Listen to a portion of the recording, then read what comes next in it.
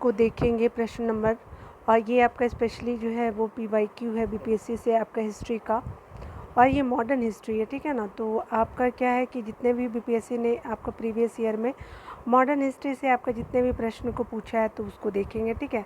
इसमें जो है वो इंडिया लेवल का तो ऑल्सो है ही, उसके अलावा बीपीएससी बिहार स्पेशल को भी कवर किया गया है मॉडर्न हिस्ट्री के अंतर्गत, ठीक है ना। तो 130 से देख लेते हैं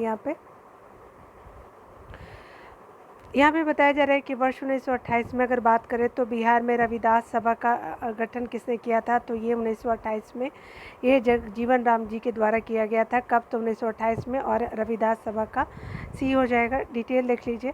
यहाँ पे बताया जा रहा है कि वर्ष 1928 में जो है बिहार में रविदास सभा का गठन जो है जगजीवन राम ने किया था, और जगजीवन राम ने आपका अखिल भारतीय दलित वर्ग संघ की स्थापना में जो है महत्वपूर्ण भूमिका निभाई, ठीक है। और उसके अलावा जो वर्ष आपको 1935 में अस्पृश्यों के लिए जो है समानता प्राप्त करने के लिए समर्पित संगठन था, ठीक है। जो आपका 1935 में अस्पृश्यों के लिए समानता प्राप्त करने के लिए समर्पित संगठन था।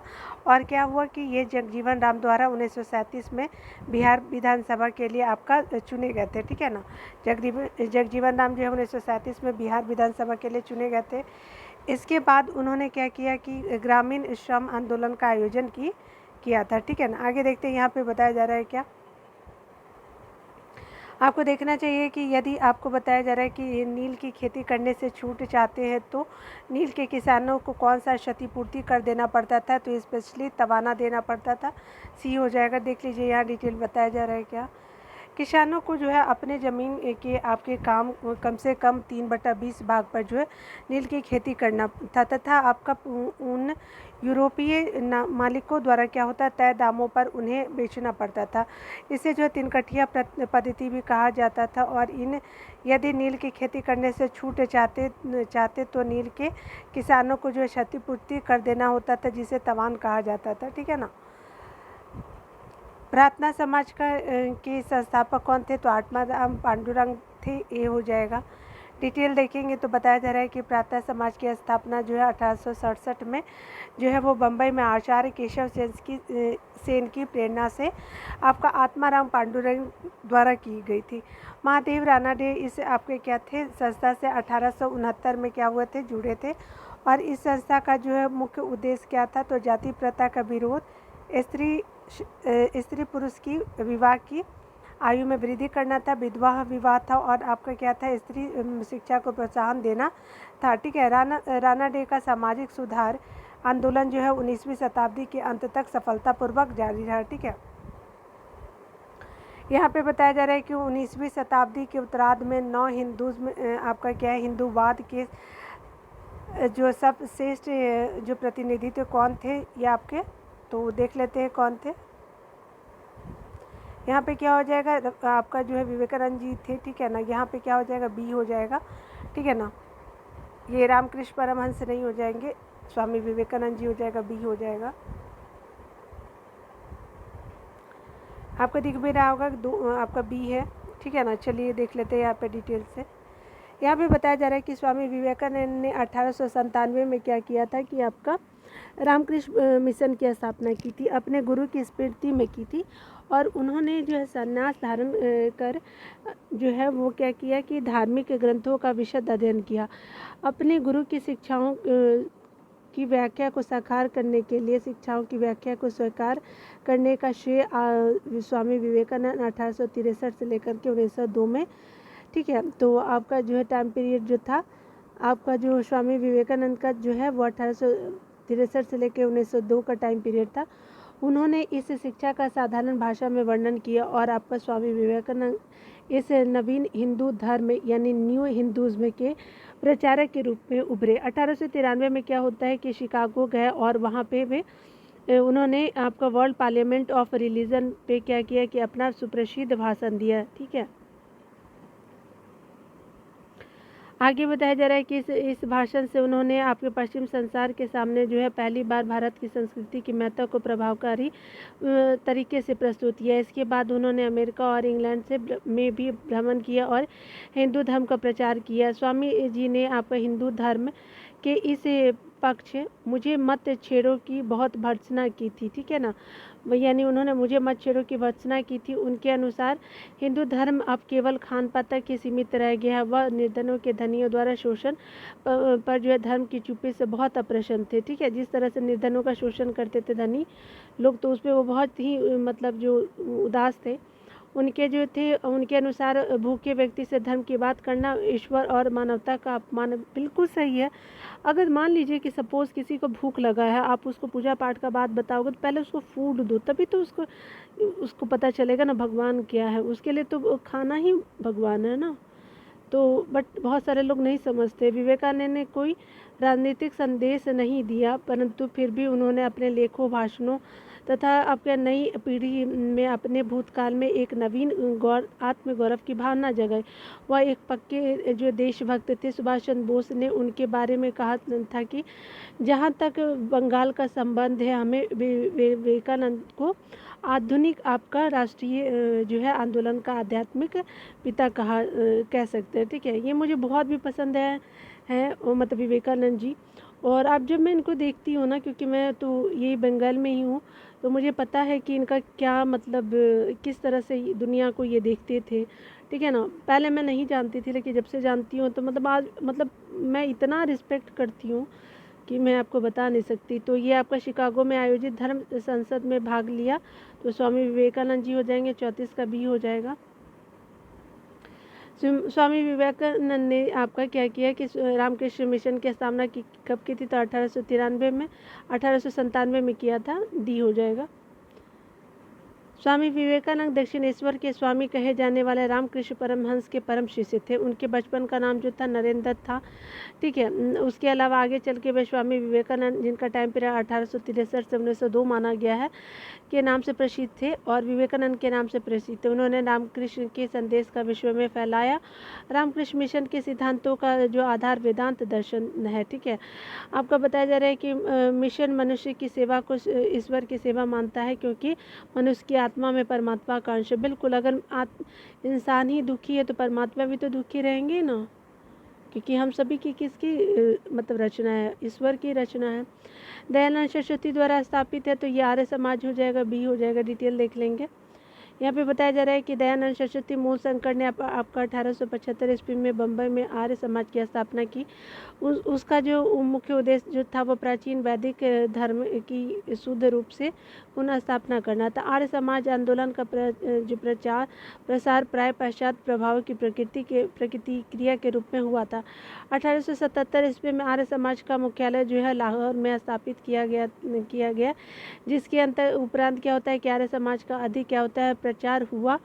युद्ध आपका क्या होता है कि शुद्ध वैदिक परंपरा में विश्वास के चलते स्वामी जी ने पुनः वेदों की ओर चलो का नारा दिया। स्वामी दयानंद का उद्देश्य था कि भारत को धार्मिक, सामाजिक और राष्ट्रीय रूप से एक कर दिया जाए। धार्मिक क्षेत्र में वह आपका मूर्ति पूजा, बहुदेववाद, पशु बल, श्रद्धा, उसके अलावा तंत्र मंत्र और झूठे कर्मकांडों को क्या करते थे, वह स्वीकार नहीं करते थे, ठीक है। आगे बताया जा रहा है, वे वेदों को ईश्वरीय ज्ञान मानते थे तथा उपनिषद आपका काल तक के साहित्य को स्वीकार करते। आर्य समाज के नियम तथा आपका सिद्धांत सबसे पहले बम्बई में गठित किया गया, पुनः उसे जो 1877 ईस्वी में लाहौर में संपादित कर एक निश्चित रूप दिया गया, ठीक है। आगे बताया जा रहा है, आर्य समाज का जो है प्रसार पंजाब में अत्यधिक जो है सफल रहा तथा कुछ सीमा तक उत्तर प्रदेश, गुजरात और राजस्थान में भी उनसे सफलता मिली। महात्मा जो है हंसराज, पंडित गुरुदत्त, लाला लाजपत राय और आपका स्वामी शांतादत्त इसके विशिष्ट कार्यकर्ताओं में से थे, ठीक है। 1892 से 93 में जो है आर्य समाज दो गुटों में बट गया। एक गुट जो है वो पाश्चात्य शिक्षा का समर्थक था, जबकि दूसरा गुट जो था वो पाश्चात्य शिक्षा का क्या था, विरोधी था। पाश्चात्य शिक्षा के विरोधियों में स्वामी श्रद्धानंद, लेखराज, मुंशीराम प्रमुख थे। इन लोगों ने जो है वर्ष 1902 में गुरुकुल की स्थापना की।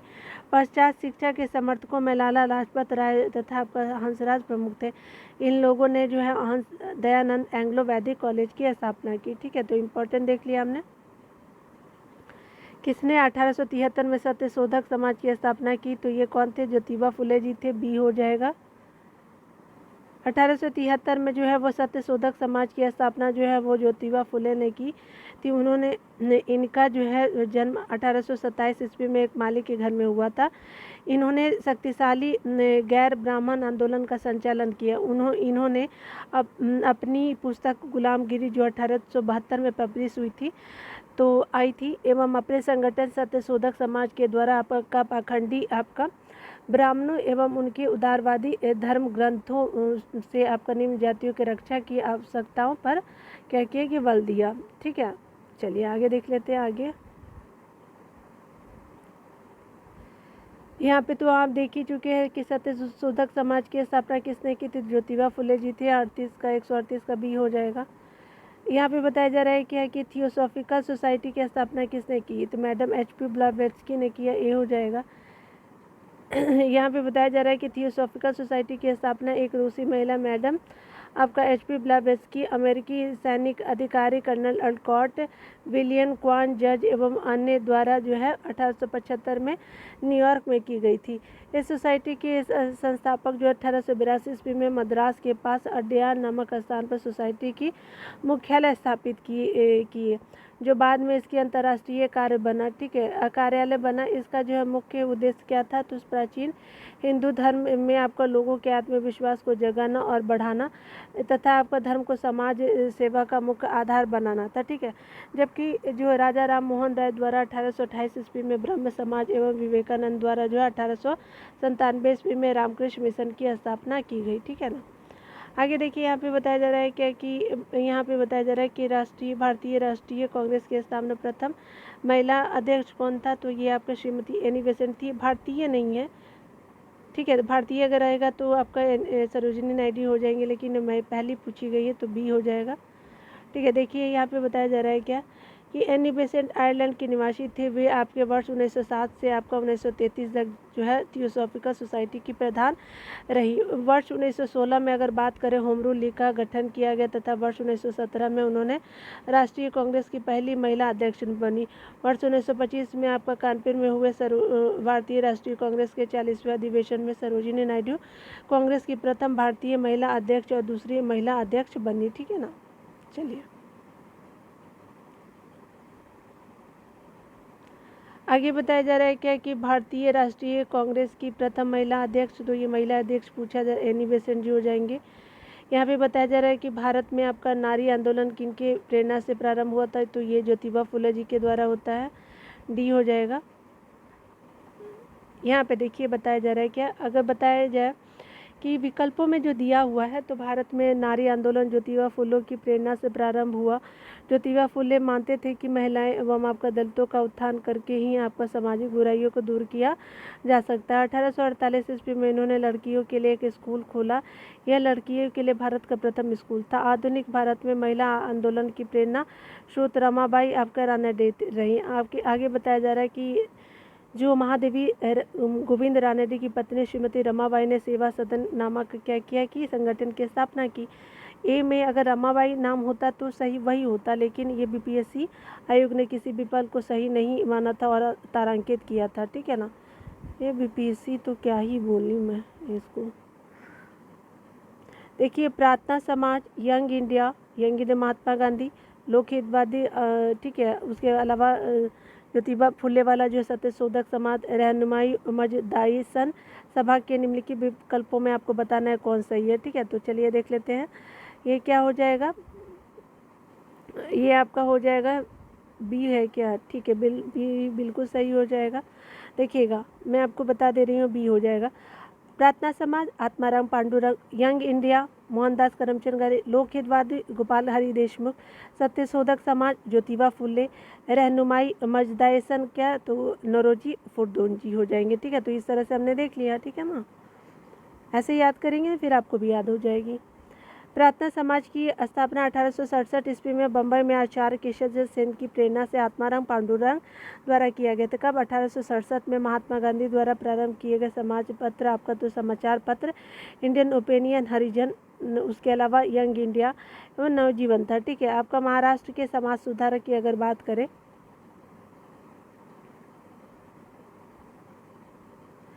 गोपाल हरि देशमुख उसके अलावा लोकहितवादी के रूप में प्रख्यात है। 1873 में सत्यशोधक समाज की स्थापना ज्योतिबा फुले ने की थी और 1881 में क्या होता है कि नौरोजी फुर्दोजी ने आपका एक अन्य पारसी आपका सहयोगी के साथ जो है रहनुमाई माजदाइसन सभा की स्थापना की। इस प्रकार भी आपका संयोजन सही है।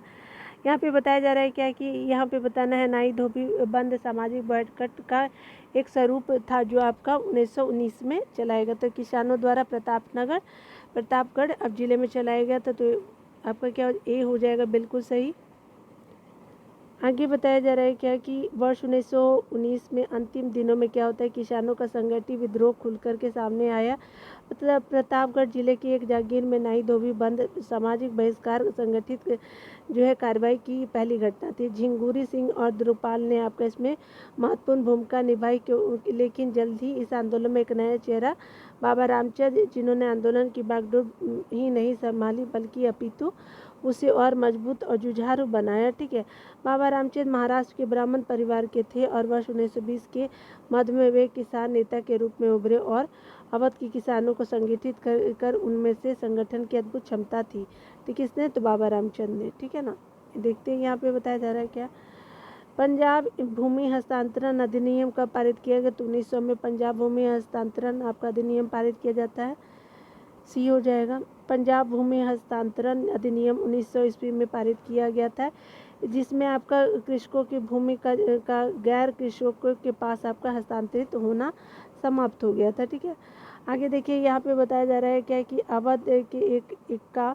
अवध के एक आंदोलन का उद्देश्य क्या था? तो यहाँ पे जो था लगान का नकद में परिवर्तन था। डी हो जाएगा।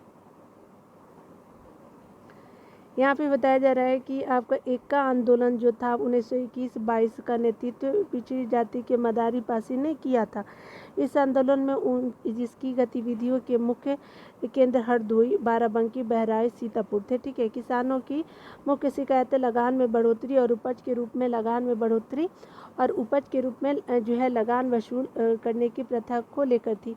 किसानों से आपका 50% से अधिक आपका क्या होता था कि लगान वसूल किया जा रहा था। जमींदारों के गुर्गे ठेकेदार किसानों को क्या करते थे? प्रताड़ित करते थे और आपका एका आपका राष्ट्रव्यापी द्वारा आपका निर्धारित अहिंसक नीतियों में विश्वास कम था। आपका आगे बताया जा रहा है क्या कि फलस्वरूप राष्ट्रवादी नेताओं आंदोलन से अलग थलग पड़ गए और आंदोलन ने दूसरी राह ले ली। इस आंदोलन में सरकार को लगान देना बंद नहीं किया गया, बल्कि आंदोलनकारियों की मांग थी कि बढ़ती महंगाई के कारण लगान का नगद में रूपांतरण किया जाए। ठीक है, यहाँ पे बताया जा रहा है कि 147 नंबर प्रश्नों में कि अगर यहाँ पे बात करें हम लोग राष्ट्रीय स्वामी सहजानंद का संबंध था, तो ये किससे था? बिहार के किसान आंदोलन के साथ था। ठीक है, डिटेल में देख लेते हैं। स्वामी सहजानंद ने बिहार प्रांतीय किसान सभा की स्थापना की थी। वे अखिल भारतीय किसान सभा के एक प्रमुख नेता भी थे। उनका संबंध बिहार के किसान आंदोलन से था।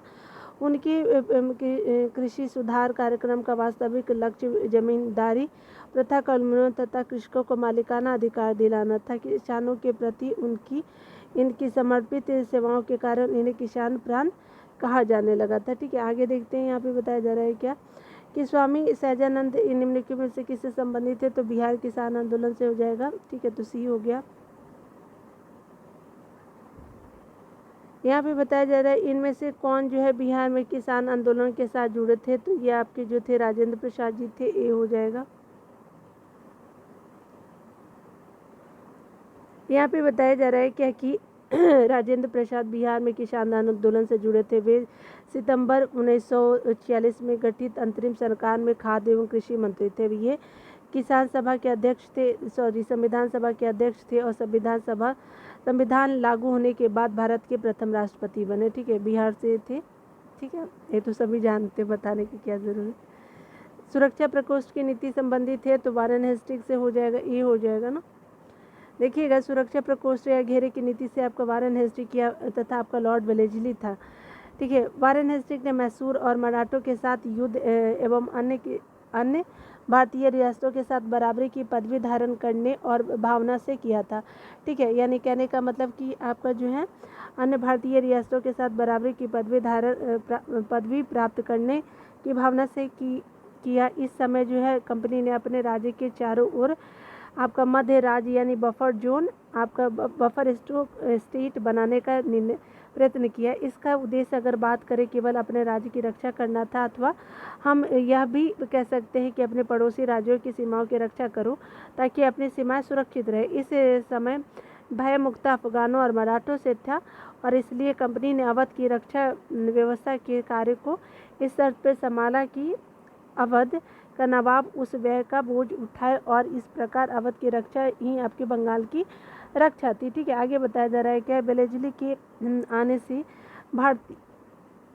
आपका जो था बेलेजली के आने से कंपनी के भारतीय रियासतों के साथ संबंधों में परिवर्तन आया और वेलेजली का उद्देश्य भारतीय रियासतों को अपने रक्षात्मक कंपनी पर निर्भर करने पर क्या करना था, बाध्य करना था। ठीक है, रक्षात्मक कंपनी पर जो निर्भर करने पर बाध्य करना था, उसने आपके भारतीय रियासतों को जो है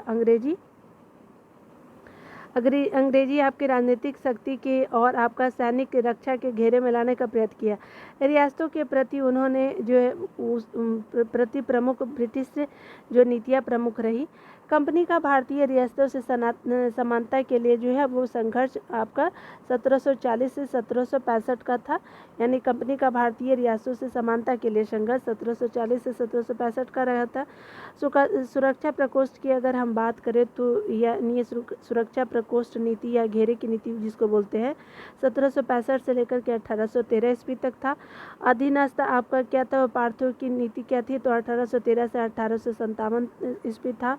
अधीनस्थ संघ की नीति क्या थी, तो 1858 से 1935 तक था। अधीनस्थ संघ की नीति बराबर संघ की नीति 1935 से 1947 तक था। ठीक है, तो 15 का भी देख लिया आपने। ठीक है, तो 5 नंबर पॉइंट को भी देख लिए यहाँ पे। ठीक है ना, आगे देखते हैं। यहाँ पे बताया जा रहा है क्या कि 151 नंबर प्रश्न को देखेंगे। निम्नलिखित में से किसने बंगाल में द्वैध शासन प्रणाली को समाप्त किया, तो किसने समाप्त किया था, तो वारेन हेस्टिंग्स ने समाप्त किया था, सी हो जाएगा। देखिए क्या होता है कि वारेन हेस्टिंग्स के कार्यकाल में जो है 1772 ईस्वी में कोर्ट ऑफ डायरेक्टर ने दोहरी शासन प्रणाली को क्या किया था कि आपका दोहरी शासन प्रणाली को समाप्त करने का निर्णय लिया तथा आपका कलकत्ता परिषद तथा उसके प्रधान को जो है आज्ञा दी कि वे स्वयं दीवान बने और बंगाल, बिहार, उड़ीसा के प्रबंध को अपने हाथ में ले लें। वारेन हेस्टिंग्स ने दोनों उपदीवाने मोहम्मद राजा खां और जो सिताब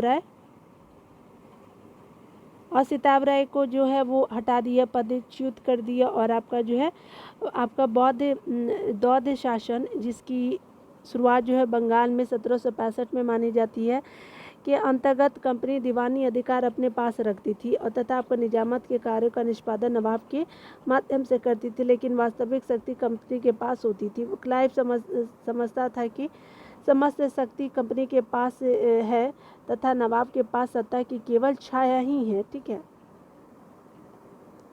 उसने प्रबंध समिति को लिखा था, यह नाम यह छाया आवश्यक है तथा हमें इसको स्वीकार करना चाहिए। ठीक है, आगे देखिए यहाँ पे बताया जा रहा है क्या कि लॉर्ड वेलेस्ली की सहायक संधि को स्वीकार करने वाला प्रथम आपका मराठा सरदार तो आपका पेशवा बाजीराव सेकंड था, ये हो जाएगा। वेलेस्ली के भारतीय राज्यों को जो है अंग्रेजी राजनीतिक परिधि में लाने के लिए सहायक संधि का प्रयोग किया। ठीक है, सहायक संधि प्रणाली का प्रयोग किया किसने, तो वेलेस्ली ने। उसने जो है सहायक संधि का आविष्कार नहीं किया था। इस प्रणाली का अस्तित्व तो पहले से ही था तथा वह शनि विकसित हुआ। संभवतः डुप्ले प्रथम यूरोपीय था जिसने जो अपनी सेना किराए पर भारतीय राजा को दी। ठीक है, उसके अलावा बताया जा रहा है कि अंग्रेजों ने भी यह प्रणाली अपनाई। प्रथम सहायक संधि 1765 में अवश्य की गई थी और जब कंपनी ने आपका निश्चित धन के बदले उसकी सीमाएं की रक्षा करने का वचन दिया। सहायक संधि स्वीकार करने वाला अगर बात करें राज्यों में तो हैदराबाद आपका 1700 क्या था 98 हो गया, 98 और 1800 के लगभग था। मैसूर 1799 में, तंजौर अक्टूबर 1799 में, अवध जो है आपका 1801 में, नवंबर 1801 में, पेशवा जो है 1802 में दिसंबर के टाइम में, बराड़ के आपके भोसले जो है वो दिसंबर आपका 1803 में। उसके अलावा जो है सिंधिया 1804 में। जोधपुर, जयपुर, मछेरी, बूंदी और भरतपुर जो है बाद में होते हैं उसके बाद।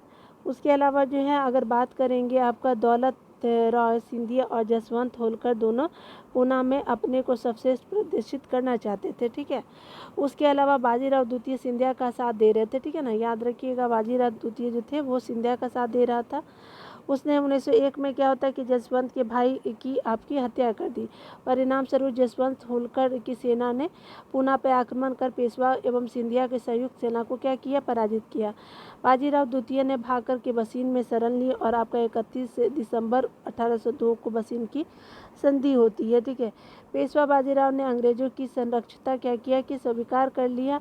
इस संधि को मराठों द्वारा अंग्रेजों के साथ की गई पहला आपका प्रथम संधि की संज्ञा दी गई। आगे बताया जा रहा है क्या कि अगर बात करें हम लोग यहाँ पे कि भारत में प्रथम स्वतंत्र आपका प्रथम जनगणना किस वर्ष प्रारंभ की गई, तो ये भारत में प्रथम जनगणना 1872 में प्रारंभ की गई थी। तो 153 का 1 हो जाएगा।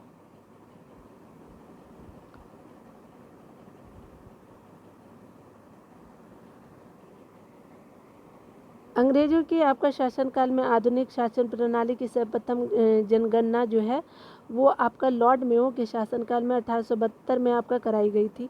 किंतु जनगणना की को जो है क्रमवार आकलन अगर बात करें तो प्रथम नियमित जनगणना जो 1881 में लॉर्ड रिपन के शासनकाल में मानी जाती है, ठीक है।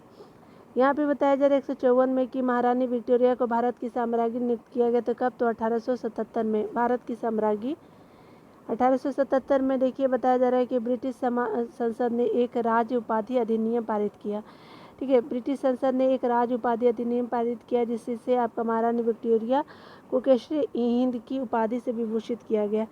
लॉर्ड रिटन ने 1 जनवरी 1877 को जो है वो दिल्ली में एक वैभवशाली आपका दरबार का आयोजन करके इस उपाधि की घोषणा की। इसी समय जो है वह दक्कन में भीषण अकाल यानी 1877 आपका पड़ा था।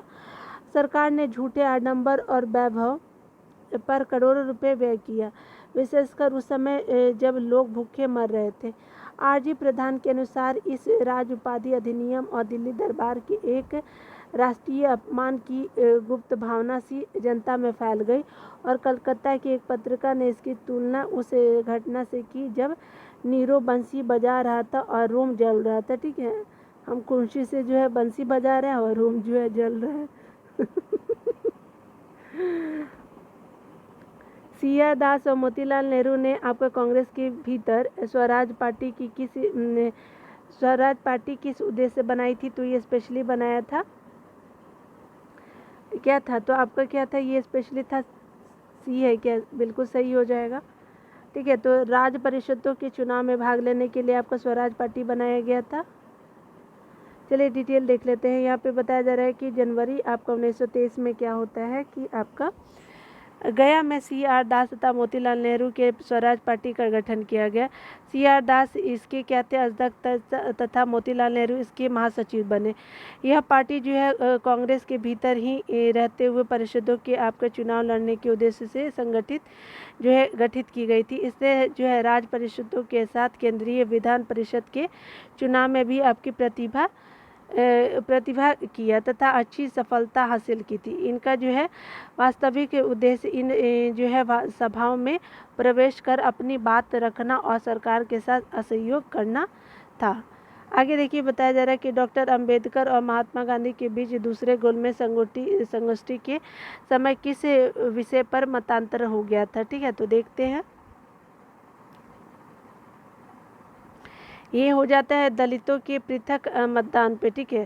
तो डी हो जाएगा।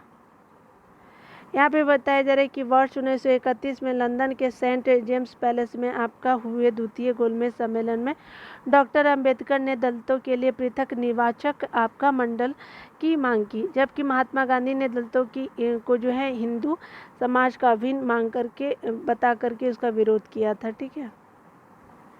देखिए यहाँ पे बताया जा रहा है क्या कि मुद्रण आपका जो है यंत्र को भारत में 16वीं शताब्दी के मध्य में पहली बार कौन लाया था, तो पुर्तगाली लाए थे, सी हो जाएगा।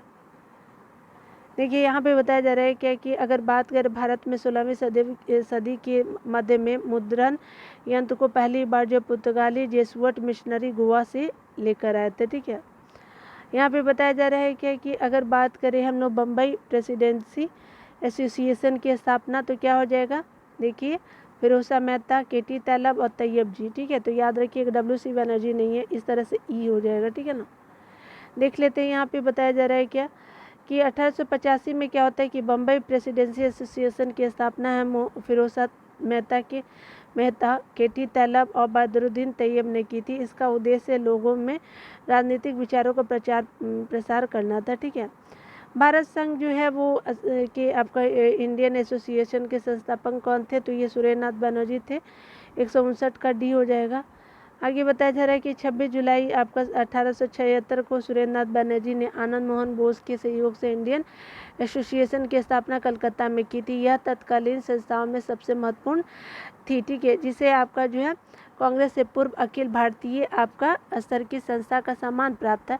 इस संस्था ने आपका सिविल सेवा परीक्षा प्रणाली में सुधार की मांग और इलवर्ट व्हील जैसे आपके विवादों को लेकर के आंदोलन चलाया। इंडियन एसोसिएशन आपका यानी भारत संघ में जमींदारों के स्थान पे मध्यम वर्ग को प्रधानता दी गई थी। ठीक है,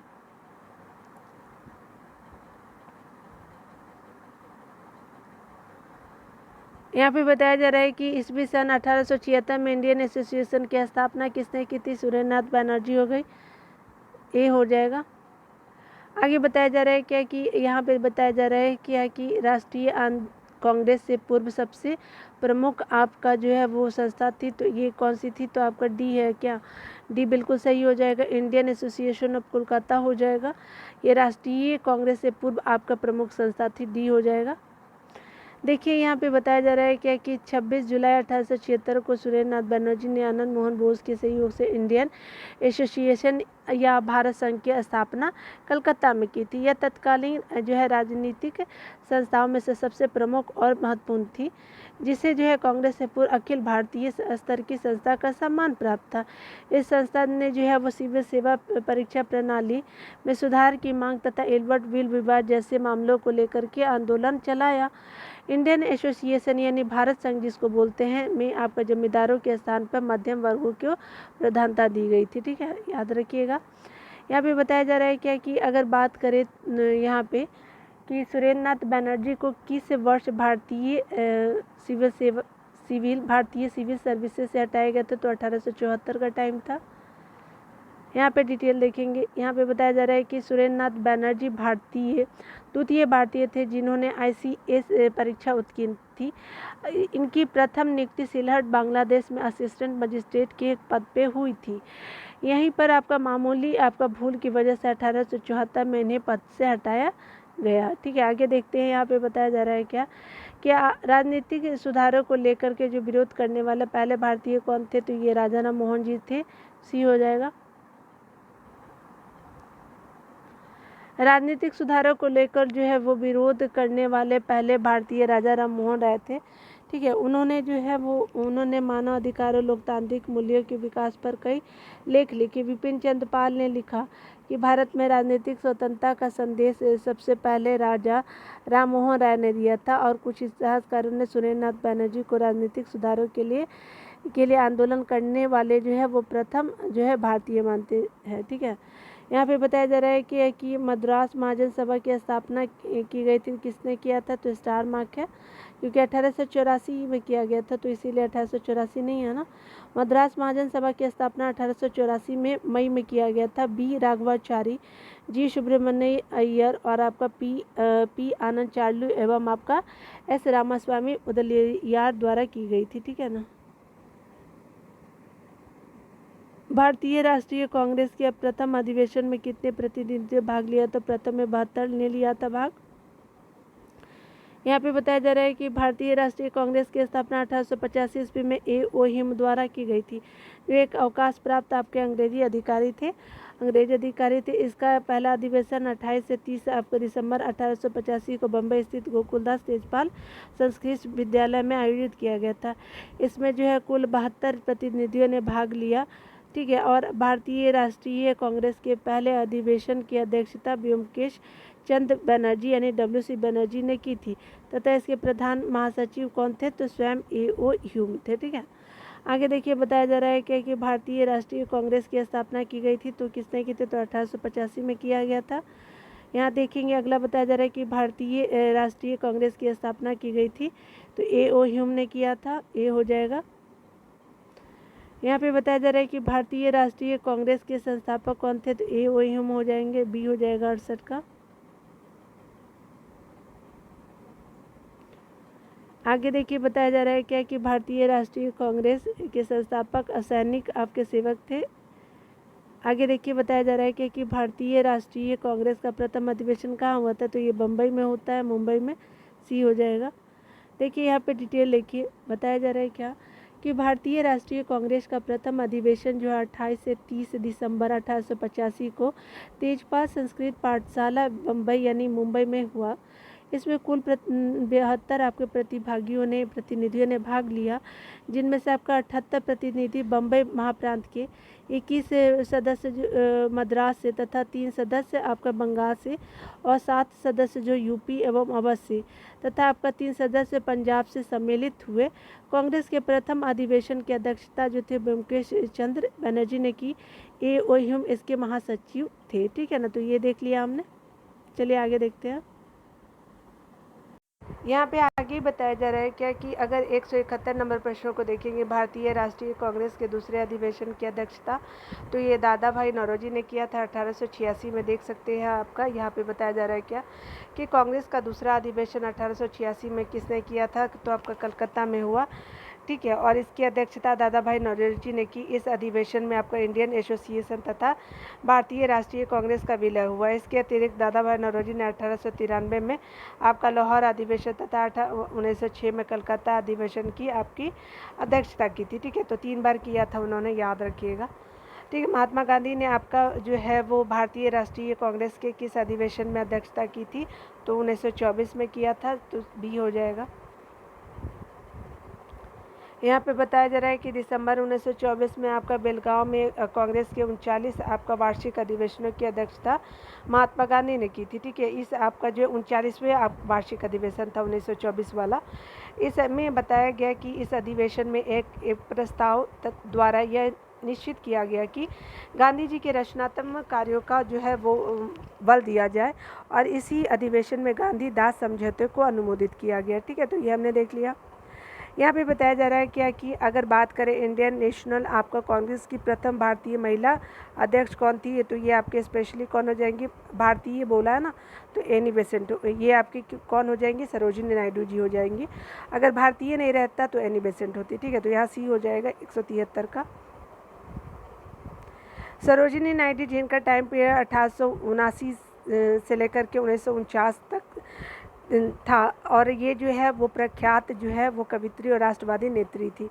वर्ष 1925 में क्या होता है कि कानपुर में हुए आपके भारतीय राष्ट्रीय कांग्रेस के 40वें अधिवेशन में जो है वे कांग्रेस की प्रथम भारतीय महिला अध्यक्ष बनी।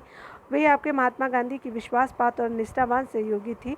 स्वतंत्रता संग्राम में जो है भाग लेने पर जो है उन्हें कई बार जो है वो आपका जेल भी जाना पड़ा। वर्ष आपका 1947 से 49 में ये आपका कांग्रेस की जो है वो राज्यपाल भी रही थी। आगे बताया जा रहा है क्या कि आपको देखना होगा कि भारतीय राष्ट्रीय कांग्रेस का आपका 27वां अधिवेशन तो ये बांकीपुर में होता है 1912 में।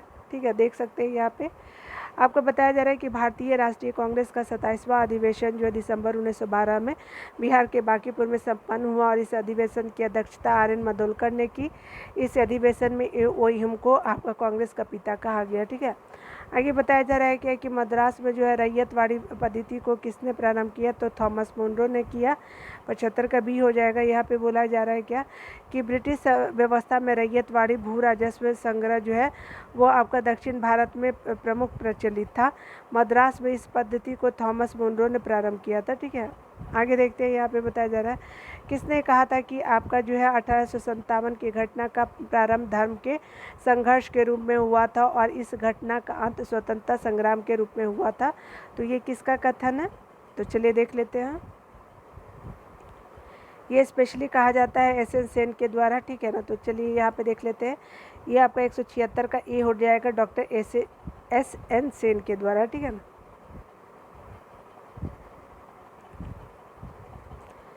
यहाँ पे बताया जा रहा है कि डॉक्टर एस एन सेन के अनुसार जो 1857 की घटना का प्रारंभ जो है वो धर्म के संघर्ष के रूप में हुआ तथा उस घटना का जो है अंत स्वतंत्रता संग्राम के रूप में हुआ था, ठीक है। आगे बताया जा रहा है क्या कि अगर बात करें किस वर्ष में जो है एक भारतीय महिला भारतीय राष्ट्रीय कांग्रेस की अध्यक्ष बनी थी, तो किस वर्ष बनी थी स्पेशली आपको पहले अगर एक भारतीय महिला तो 1925 में बनती है, तो ई हो जाएगा, एनी बेसेंट जी बनती है ना आपकी, सॉरी आपको सरोजिनी नायडू। देखिए मैं आपको बता देती हूँ, एनी बेसेंट 1917 में बनती है, लेकिन ये भारतीय नहीं थी और सरोजिनी नायडू जी भारतीय थी, तो याद रखिएगा।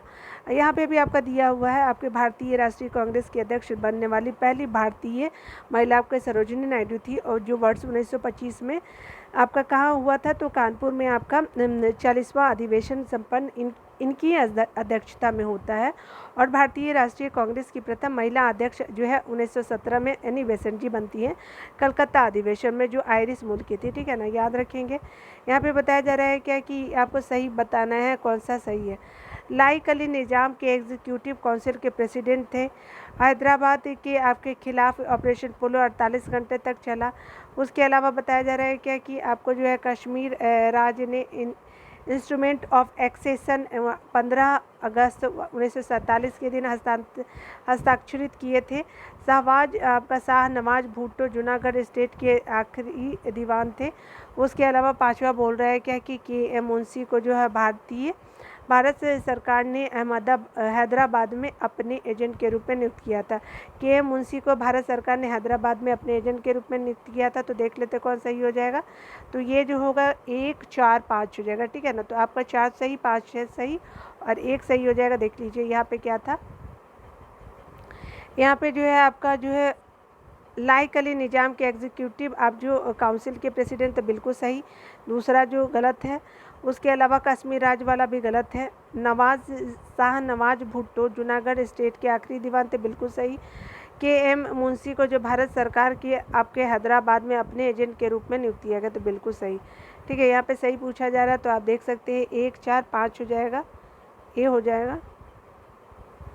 देखिए मीर लाइक अली हैदराबाद के क्या थे, तो आपके निज़ाम के एग्जीक्यूटिव काउंसिल के प्रेसिडेंट, निज़ाम के आपके शासनकाल में हैदराबाद के आखिरी प्रधानमंत्री इनको बोलेंगे, ठीक है थे, ठीक है। हैदराबाद आपके भारत में सम्मिलित ऑपरेशन पोलो सितंबर 1948 में 5 दिनों की अवधि का था, ठीक है, 48 घंटे नहीं 5 दिनों का अवधि का था। और कश्मीर राज्य के आपका जो है वो महाराजा हरि सिंह ने भारत के साथ इंस्ट्रूमेंट ऑफ एक्सेशन यानी विलय पत्र द्वारा 26 अक्टूबर 1947 को जो है वो हस्ताक्षरित किए थे अगस्त में। शाह नवाज भुट्टो जूनागढ़ स्टेट के क्या थे, तो आखिरी दीवान थे। कि एम मुंशी को जो भारत सरकार ने आपके हैदराबाद रियासत में क्या किया था, अपने एजेंट जनरल के रूप में नियुक्त किया था। इस प्रकार प्रश्न 1, 4 और 5 ही सही है और 2 और 3 गलत है, ठीक है ना। यहाँ पे देखिए बताया जा रहा है कि 179 का, ठीक है। पुस्तक property and on British rule in India किसने जो है लिखी थी, तो दादा भाई नौरोजी हो जाएंगे, ठीक है। चलिए देख लेते हैं। Property and on British rule in India नामक पुस्तक दादा भाई नौरोजी ने लिखा, तो वही लेखक भी थे, ठीक है। किसने कहा था कि आपके कांग्रेस आंदोलन न तो लोगों द्वारा प्रेरित और ना ही यह उनके द्वारा सोचा गया योजनाबद्ध किया गया था, ठीक है। ना ही सोचा गया था, ना ही योजनाबद्ध किया गया, तो सर सैयद अहमद थे, तो बी हो जाएगा। 1888 में सर सैयद अहमद खां एवं आपका सी प्रसाद सिंह ने एक संयुक्त भारतीय राजभक्त सभा बनाई, यूनाइटेड इंडियन पेट्रियट एसोसिएशन बनाया जाता है। सर सैयद अहमद खां और सी प्रसाद सिंह ने, ठीक है ना, शिव प्रसाद सिंह ने, जिसका स्पष्ट उद्देश्य कांग्रेस के प्रचार को निष्फल करना था और लोगों को कांग्रेस से दूर करना था। सैयद अहमद खान ने कहा कांग्रेस आंदोलन न तो लोगों द्वारा प्रेरित है और न ही यह उनके द्वारा सोचा योजनाबद्ध किया गया, ठीक है, कोई योजना ही नहीं है। देखिए मुझे विश्वास है कि कांग्रेस अपने विनाश की ओर जा रही है और मेरी यह आपकी बड़ी इच्छा भारत में रहते होगी कि उसके शांतिप्रिय निधन के लिए उसका सहायक बनूं। ठीक है, यह किसने कहा? तो ये कर्जन ही था, दुष्ट इंसान, 1905 का। आगे बताया जा रहा है क्या कि अगर अंग्रेज शासक समझते थे कि नरमपंथियों के नेतृत्व में कांग्रेस काफ़ी कमज़ोर है और जनता में इसकी पैठ नहीं है, अतः इसे खत्म किया जा सकता है। इस नीति के आपके जो है सबसे बड़े प्रवक्ता जो कर्जन 1900 में आपका क्या किया था? कर्जन ने कहा था कि मुझे विश्वास है कि कांग्रेस अपने विनाश की तरफ जा रही है और मेरी यह बड़ी इच्छा भारत में रहती होगी कि इसकी शांतिप्रिय निधन के लिए मैं सहायक बनूं। ठीक है, वर्ष 1903 में जो उन्होंने क्या किया कि मद्रास के गवर्नर को लिखा, जब से मैं भारत में आया हूँ मेरी नीति यही रही कि किसी भी तरह जो है कांग्रेस को नपुंसक बना दूं।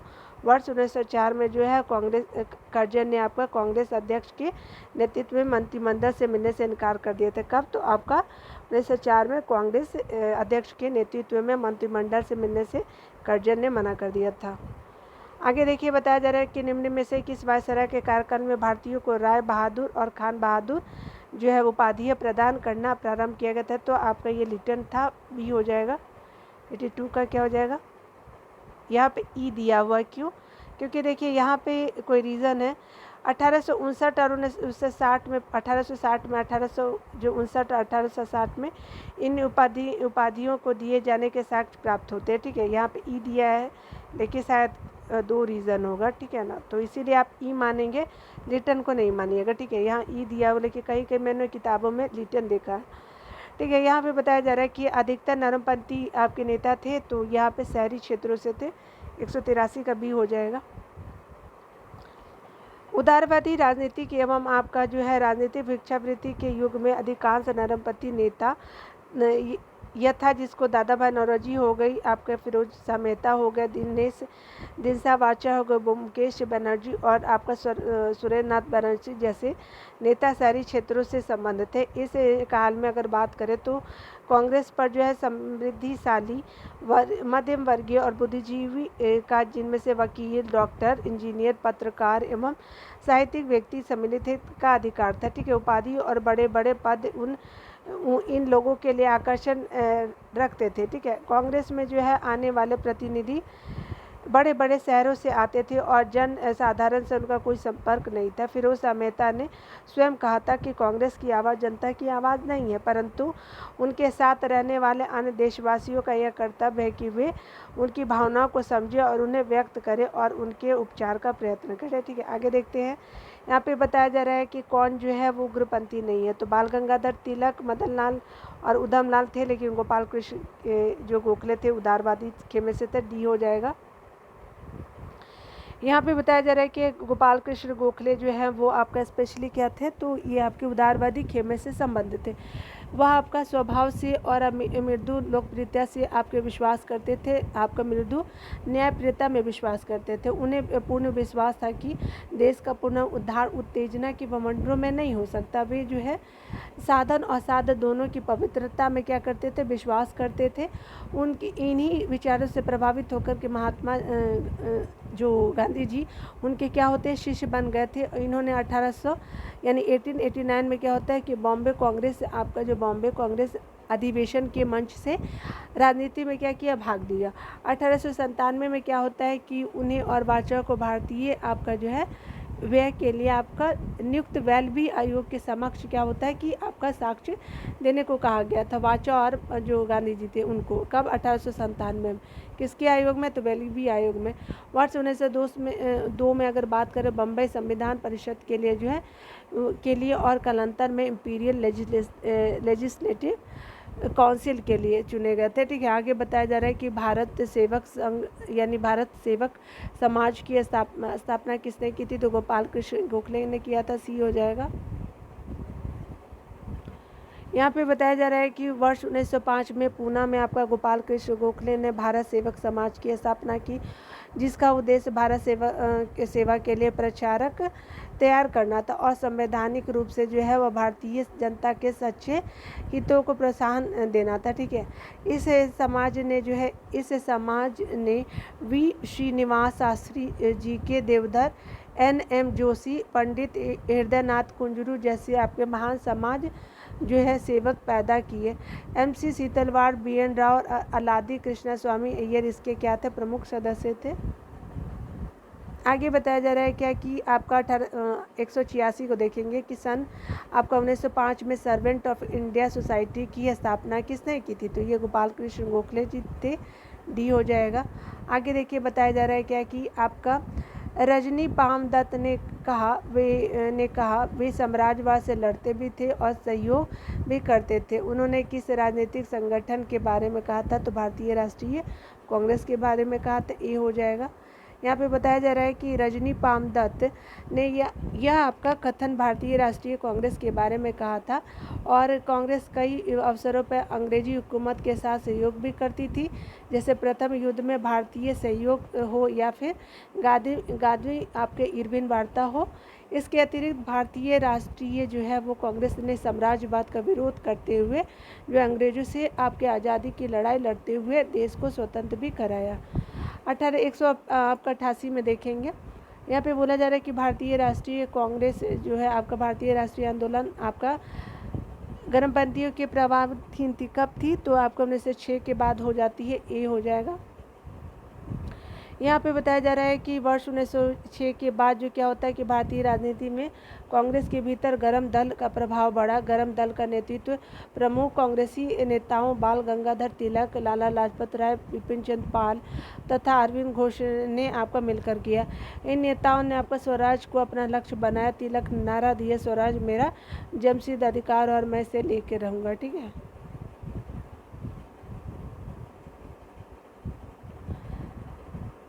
189 का देखेंगे, यहाँ पे बोला जा रहा है बाल गंगाधर तिलक लोकमान्य तिलक के नाम से जाने जाते हैं, तो आपका ई हो जाएगा। ठीक है ना, क्यों, तो ई देख लेते हैं क्यों था।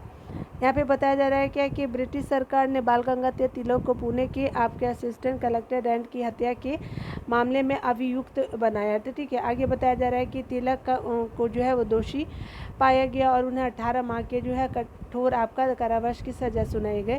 जब वे जेल से बाहर आए तो वे एक राष्ट्रीय यानी आपका नायक बन चुके थे, नेशनल हीरो के रूप में उभरे और उन्हें लोकमान्य की उपाधि प्राप्त हुई।